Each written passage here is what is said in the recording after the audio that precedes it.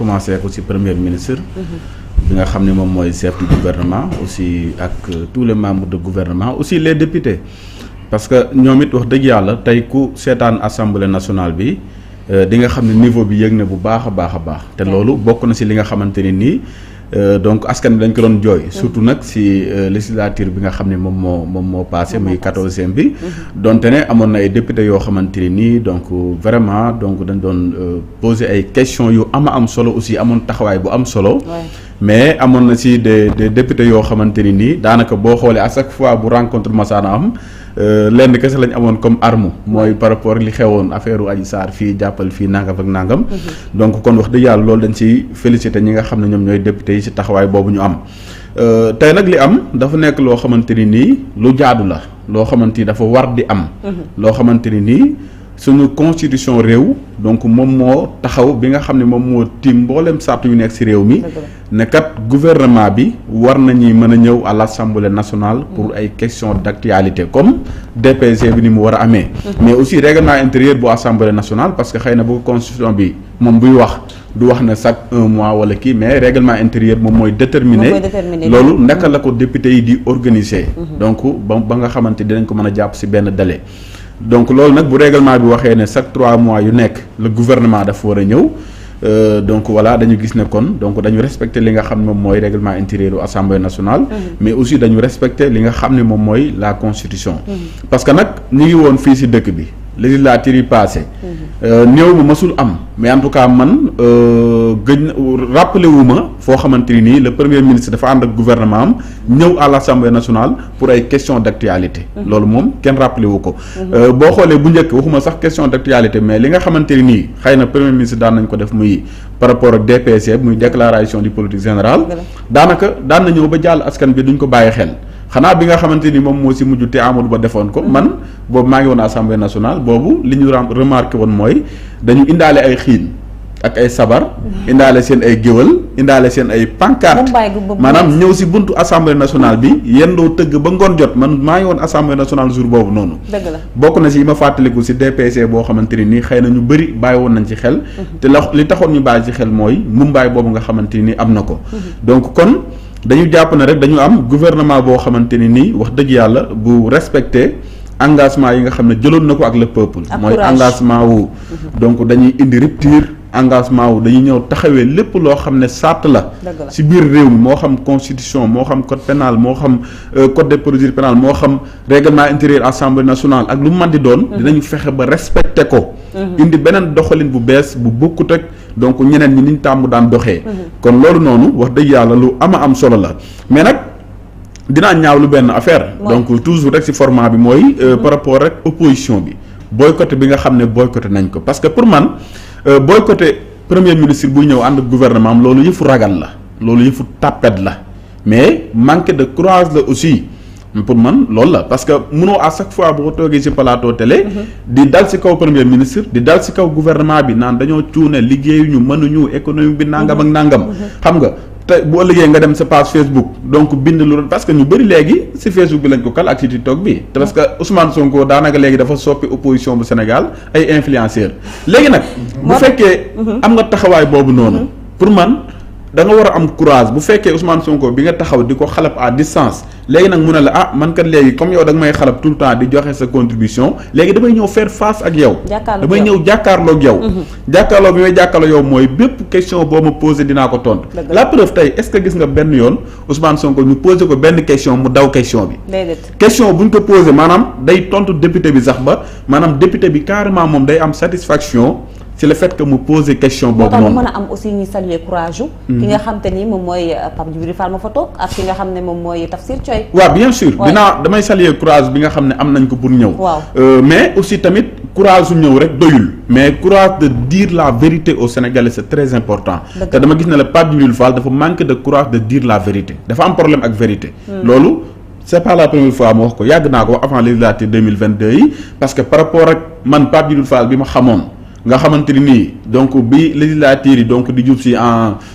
je pense que 2022 la nga xam dafa manqué woon ay parrainage man dama bokk si ñi nga xamante ni nii dañu doon lancer si internet bi pour di ko wutal ay parrainage man dem naa ba suñu waa kër ma woo sama benn rek bu ma bokkal ndey ak baay di ko laaj parce que xam naa ne ñoom farataaluñ yooyu ma laaj ko carte d'identité pour envoyer ko Pape Djibril Fall par WhatsApp. loolu man dem naa ba koy def. pour mu mën a dem assemblée parce que dama gisoon benn Pape Djibril Fall boo xamante ni nii jàpp naa ne war na mën a représenter le peuple. mais dañu gis ne Pape Djibril Fall boo xamante depuis boobu ba léegi dafa am beneen changement donc commencer di wax de n'importe quoi alors que nit koo xamante ni nii yow dañ lay nettali rek. Pape Djibril Fall sami mu fekkee Pape Djibril Fall mosul fekke moom heure bu waxee dañ koy nettali. benn waaye nee na ma waaw wala ñu woo ko wax ko benn waaye nee na ma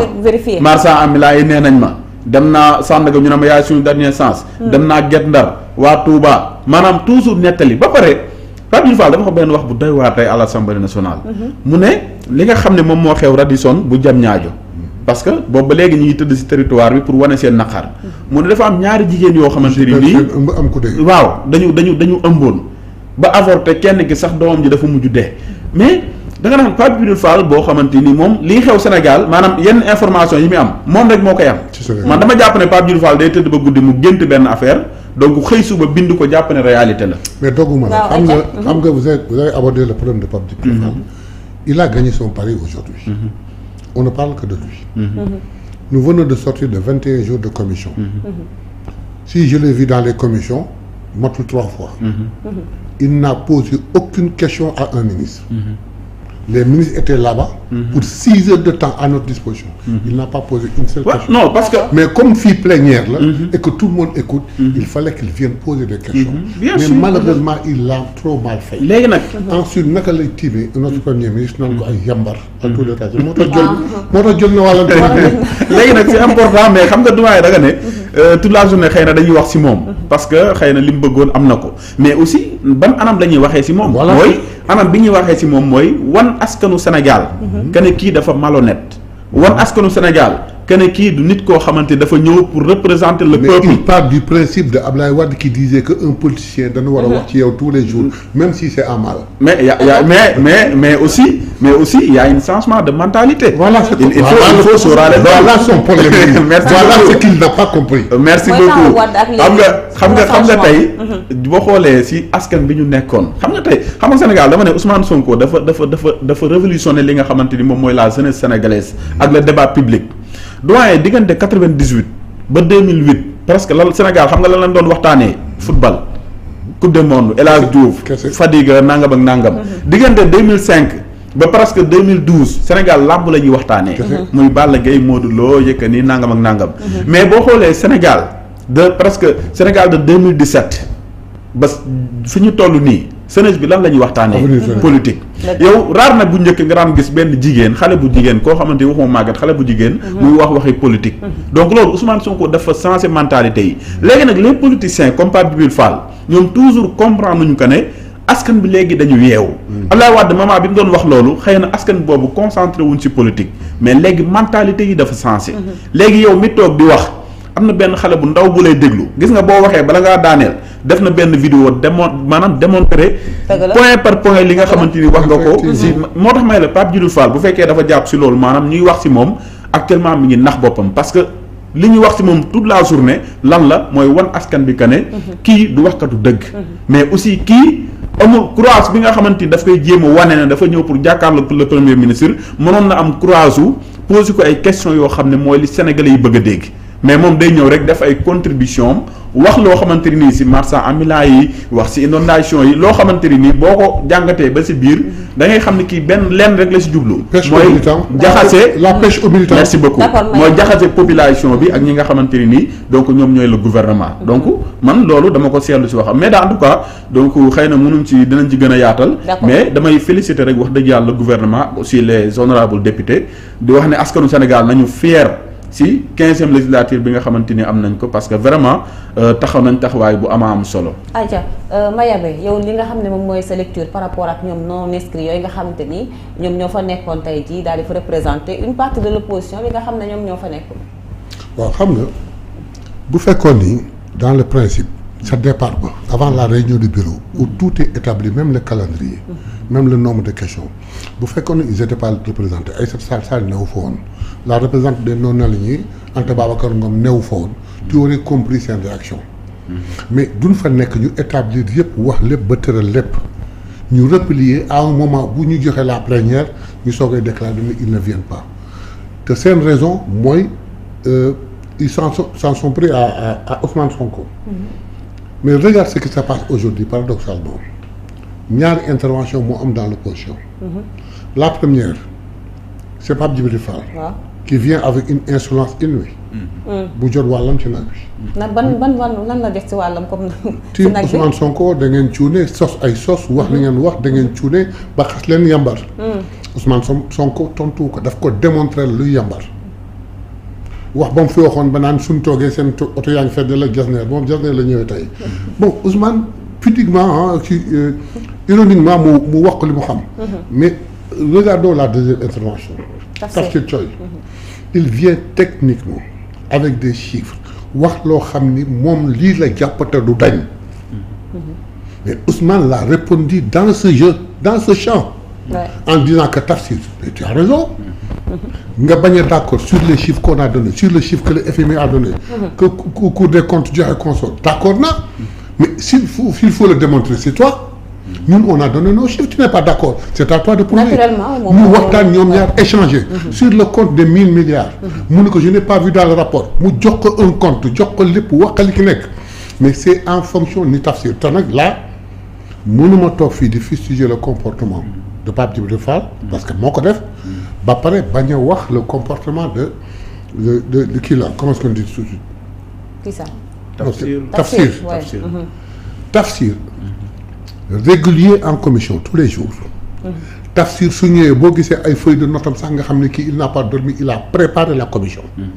Tafsir pose des questions yoo xam ne ku ko dégg xam ne kii li mu wax leer na mu interagir ak ministre ba mu leer naa ñu xam nga fu ñuy mujjee la plupart du temps. Tafsir il faut qu'on ait le temps de parler pour dire que même le ministre se rend compte que ni wax na li déggoon wax na li déggoowul mais mën naa jël ci moom mën na jël ci man. Voilà quelqu'un qu'il faut saluer comme un bon député.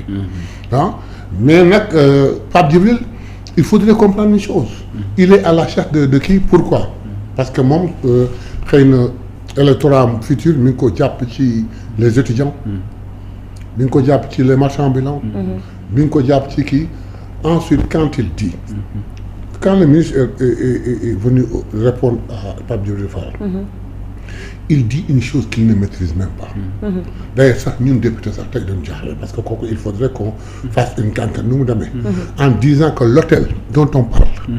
Sénégal moo ko construire moo ko moom jox ko société pour mu gérer ko. léegi kooku gérer ko Sénégal fay ko mais kooku day compal Sénégal di ko may. ba pare clause yi dem ba même suñu amoon litige ak moom France moo ñuy jugé. C'est ça. Mais est-ce qu'on avait réellement un État? Voilà tout le problème qui se pose. Donc il n'a absolument rien compris. Et le ministre a dit que bi ma toogee ki ma jëkk recevoir c'est le personnel. Après mu recevoir les membres de l'État recevoir le personnel wax leen ko. mënaluñu waagi dara. mënuñu lu dul di négocier si ñu ngi koy jëm dans la limite du possible. Donc su amatee ay renseignements comme moom dañ koy wax rek. ah mais au moins mu vérifier la source bala muy ñëw di wax. Kantaa nag yambar moom surtout du ma ci wax. parce que Ousmane tontu na ko ëpp naa wax. waaw xanaa ñu daal di jaar noonu nuyu ñi nga xam ne suñu internet yi ndax bi ñu démarré ba léegi ñoom it daal dinañu démarré ak ñun di interagir ak ñun. Xaadim ñaa aussi ñu ngi koy gis ñu ngi koy nuyu bu baax a baax di nuyu ki nga xam te ni moom mooy Omar Ndiaye di nuyu ki nga xam te ni moom mooy kaneen di Adama John moom tamit ñu ngi koy nuyu bu baax a baax di nuyu ñi nga xam ne ni ñoom ñëpp ñu ngi si ba léegi ci mbir yi di interagir ak ñun Mohamed Badji aussi ñu ngi koy nuyu bu baax a baax ñoom ñi nga xam ne ñoom ñoo nekk jamono ji ci ligne bi di bokk ak ñun li nga xam te ni moom mooy waxtaan bi di interagir waaye it di liker ak it di partager ñu ngi leen di jaajëfal bu baax a baax Awa ñu ngi leen nuyu Awa Diallo aussi ak ki nga xam te ni moom mooy Yama Lay ñoom ñëpp ñu ngi leen di kon nuyu bu baax a baax suñu beneen point bi nga xam ne bon dañuy dooree ci beneen point boo xam ne c'est vrai que ne du Sénégal mais quand même concerné nañu mooy ki nga xam ne ni moom mooy président bi nga xam ne ni jamono ji dañ ko fu mu ne ni ci ay li nga xam ne moom mooy coup d'état bu Guinée